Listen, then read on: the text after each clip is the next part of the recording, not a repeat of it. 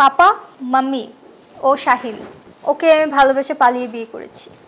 আসসালামু আলাইকুম। ওয়ালাইকুম আসসালাম। তোমার কপাল খুব ভালো যে আমার মেয়ের সাথে তোমার বিয়ে হয়ে গেছে।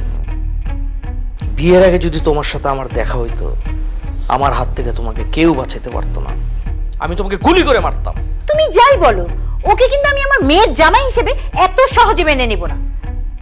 ওর কত বড় সাহস, ও আমার মেয়েকে নিয়ে পালিয়ে বিয়ে করে, আমাদের মান সম্মান নষ্ট করে।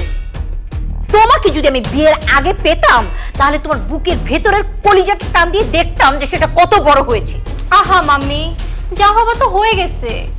ও এখন তোমাদের সান ইন ল, আর তুমি ওর সাথে এভাবে কথা বলছো কেন? আমার বাবুটা ভয় পাবে না? এভাবে কথা বলবে না তার কিভাবে কথা বলবে? আপু, তোর চয়েস যে এতটা খারাপ এটা আমি আগে জানতাম না।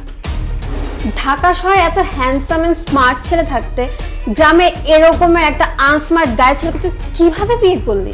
এই খবরদার, ওকে আনস্মার্ট খ্যাত বলবি না। ও তো দুলা ভাই না? তাছাড়া আমি নিজেও জানি না আমি কিভাবে ওকে এত ভালোবেসে ফেলছি।